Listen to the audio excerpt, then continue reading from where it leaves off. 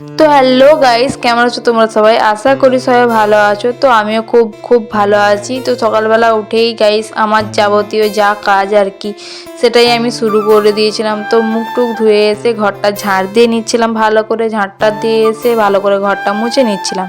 তো মুছে টুছে নিয়ে ব্রাশ করতে চলে গেছিলাম। তো ব্রাশটা ভালো করে টোরে নিয়ে এদিকে আমার জামা কাপড়গুলো না এখানে অগোছলো হয়েছিল।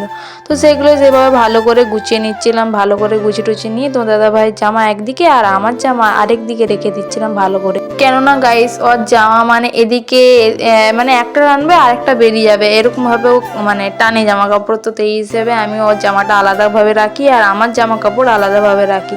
তো সেই এদিকে আমি ভালো করে জিনিসপত্রগুলো গুছিয়ে নিচ্ছিলাম ভালো করে। তো সেদিকে তোমার দাদাভাই জিনিসপত্রগুলো রেখে দিয়েছিলাম ভালো করে। আর এদিকে আমার শাড়ি, চুড়িদার, নাইটি যাবতীয় যা জিনিস তো এদিকে গুছিয়ে গুছিয়ে রেখেছিলাম ভালো করে পাট করে। তো দেখো গাইস আমি মানে ভালো করে গুছিয়ে টুছিয়ে নিয়েছি জিনিসপত্রগুলো। তো গুছিয়ে টুছিয়ে নিয়ে আমার গুছানো কমপ্লিট। তো আমি বিছানাটাও ভালো করে গুছিয়ে নিয়েছিলাম। তো বিছানা গোছানো কমপ্লিট, তো চলে গেছিলাম স্নান করতে।